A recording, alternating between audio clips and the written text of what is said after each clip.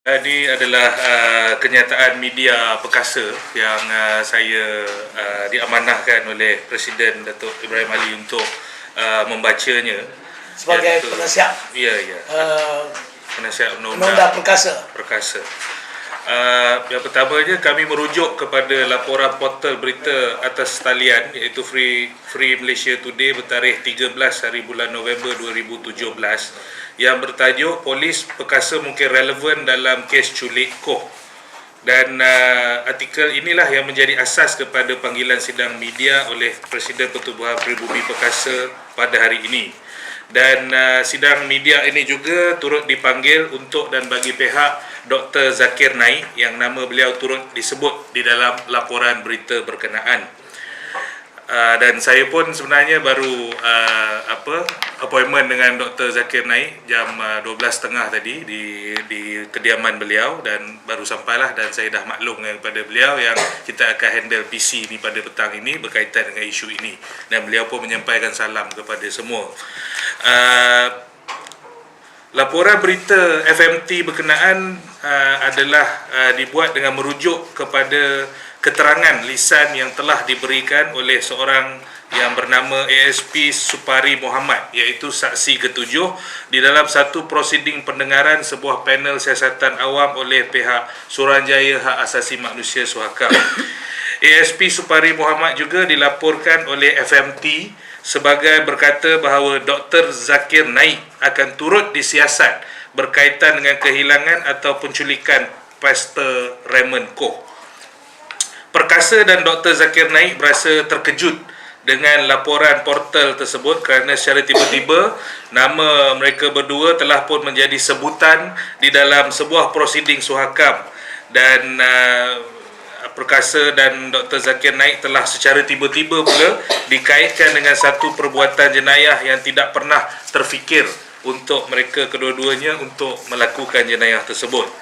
Laporan berita portal FMT berkenaan telah pun memberikan gambaran yang songsang dan negatif terhadap imej dan reputasi baik Perkasa dan Dr. Zakir Naik di kalangan masyarakat tempatan dan di mata dunia, yang seolah-olah melibatkan kedua-dua mereka ini dengan satu perbuatan jenayah yang serius, iaitu penculikan manusia.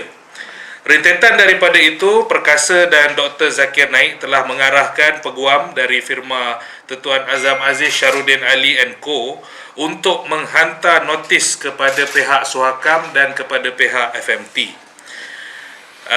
Peguam melalui notis bertarikh 14 November 2017 telah pun menghantar notis pertama kepada pengerusi Suhakam, iaitu Tan Sri Razali Ismail, bagi menuntut 4 perkara. Iaitu yang pertama, satu transkripsi penuh keterangan saksi ke-7 iaitu ASP Supari Muhammad pada hari prosiding berkenaan. Yang kedua, kami memohon maklumat tarikh-tarikh siasatan tarikh-tarikh berikutnya untuk pendengaran panel siasatan awam. Ketiga, kami mohon dibekalkan senarai saksi-saksi yang telah dan akan memberi keterangan di hadapan panel siasatan. Dan yang keempat, kami juga memohon senarai terma rujukan panel inquiry Suhakam berkaitan dengan tujuan penubuhan panel siasatan ini. Dan sebenarnya ada yang kelima di situ, iaitu kami juga memohon untuk menjadi peguam pemerhati bagi pihak Perkasa dan Dr. Zakir Naik di dalam prosiding berkaitan dalam tarikh-tarikh prosiding yang ditetapkan oleh pihak Suhakam. Selanjutnya, peguam telah menghantar notis kedua. Itu tadi notis pertama kepada Suhakam. Notis kedua pula dihantar kepada FMT yang menuntut pihak FMT melaporkan kenyataan penafian penglibatan Dr. Zakir Naik dan Perkasa di dalam jenayah penculikan Pastor Raymond Koh. Dan sebaik sahaja menerima notis peguam berkaitan, FMT dalam kadar segera telah pun menerbitkan kenyataan penafian Perkasa dan Dr. Zakir Naik melalui laporan berita bertarikh 14 November 2017 yang bertajuk Perkasa dan Zakir Naik bantah laporan dikaitkan dengan penculikan dan ekstremisme.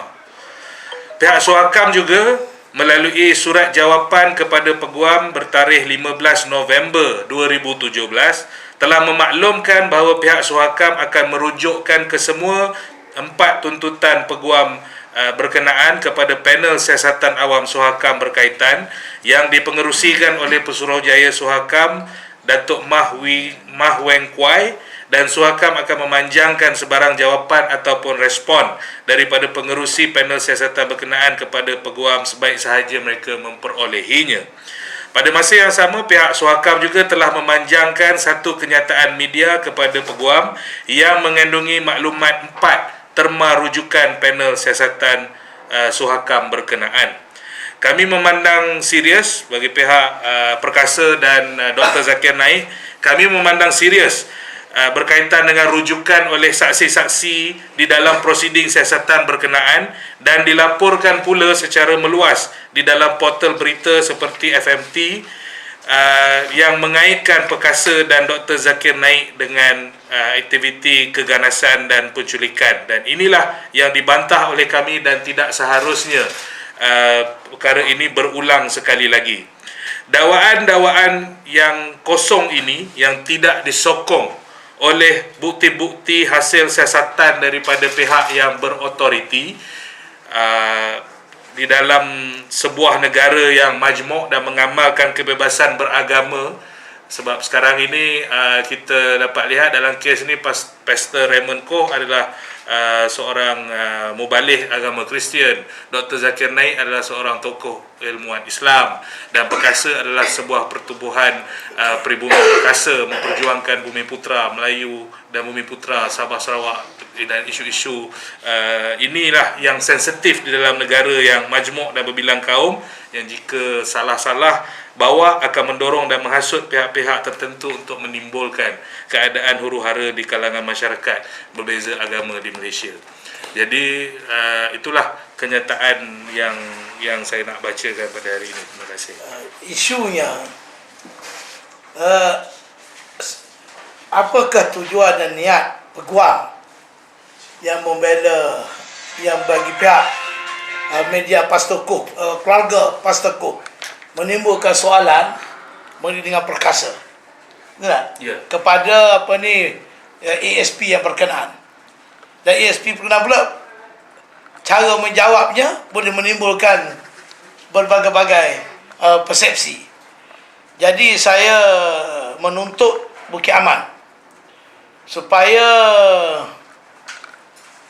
membersihkan nama Perkasa dengan menyoal siasat mengenai dengan respon ASP di waktu hearing Suhakam. Ya.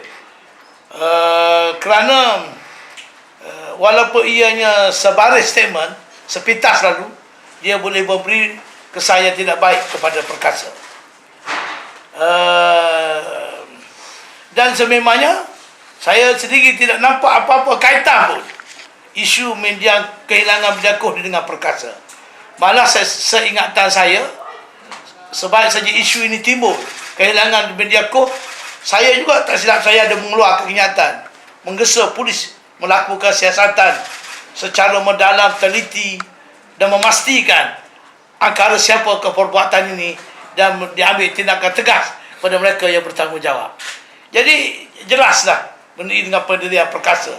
Kedua pula, dikaitkan kononnya ini sebab kononnya Perkasa ni ada terbabit dengan pembelaan terhadap Dr. Zakir Naik.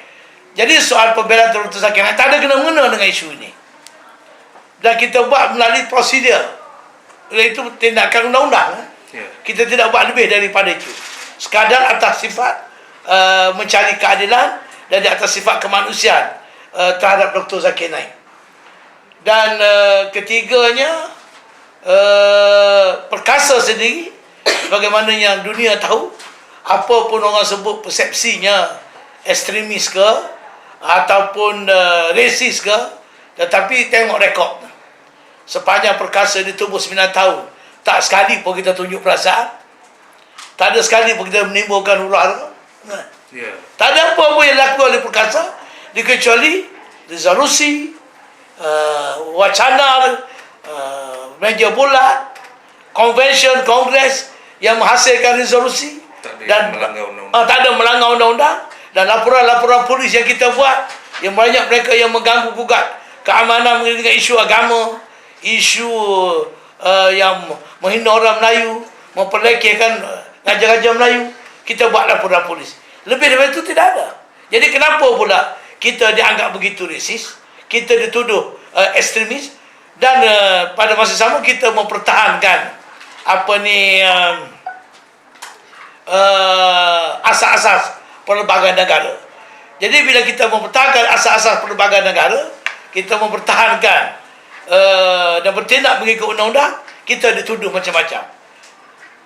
Dan yang menuduh kita ni pula setengah-setengah ni yang sememangnya melanggar perlembagaan negara. Saya nak bagi contoh, very simple example. Kalau ada pihak nak menganjurkan pesta minum arak, contohnya. Ada pihak nak menganjurkan tayangan gay, kita menentang. Kita menentang ni kerana berpandukan kepada struktur perlembagaan negara kita, Islam agama persekutuan, dan termasuk nilai-nilai budaya kita orang Timur. Jadi ada pihak yang menyokong. Jadi mereka yang menyokong ni mengatakan orang golongan yang menentang aktiviti-aktiviti saya sebut tadi sebagai golongan ekstremis. Padahal yang menyokong dia sebenarnya ekstremis, sebab mereka ni menyokong benda-benda yang bertentangan dengan apa yang saya sebutkan tadi. Pada perkasa simple saja. Atas nama hak asasi manusia, atas nama demokrasi, ataupun mana-mana parti politik sekalipun yang membuat tuntutan-tuntutan yang bertentangan dengan perlembagaan negara, ataupun atas nama hak asasi yang bertentangan dengan Al-Quran, hadis dan ijtima' ulama yang berkaitan dengan hukum dari segi syariat Islam, dengan sendirinya kita menentang dan kita menolak. Maknanya kita juga turut respect, hormat hak asasi manusia selagi mana tidak bertentangan dengan akidah dan syariat Islam. Itu pendidikan kita. So is that racist? Is that extremist? Tapi yang dia buat benda-benda yang kita tengok sekarang ni macam-macam, yang mempersoalkan azan masjid itu bising, yang mengatakan bahawa bekerja di hotel yang pakai tudung tak boleh bekerja di hotel, itu yang sebenarnya ekstremis. Itu tak dicap ekstremis.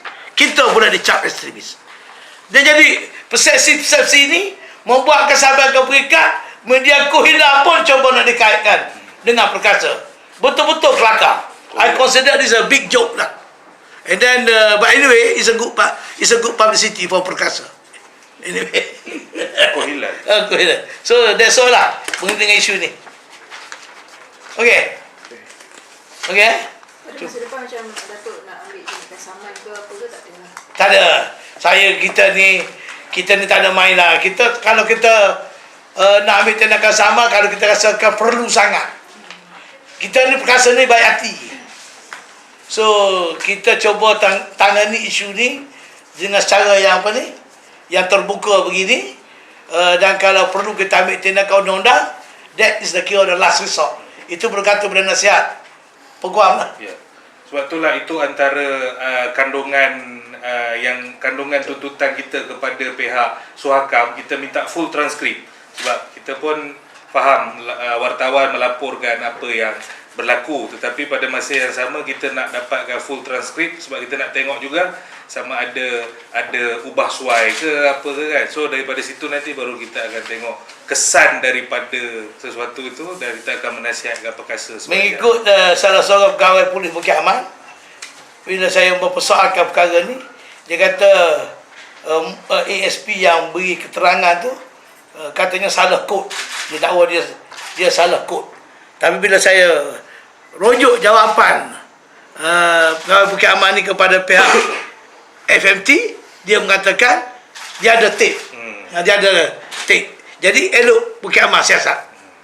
Saya dimak siasat mendengar pegawai ni. Dan kita tak ada masalah. Perkasa sedia disiasat pada bila-bila masa. Bukan saja beri dengan Bendiakoh, anything. Jangan esok kucing dilanggar lori pun disalahkan perkasa ni. Kucing dilanggar oleh lori. Apa ni? Ayam digelek oleh trailer. Akhirnya perkasa juga yang disalahkan.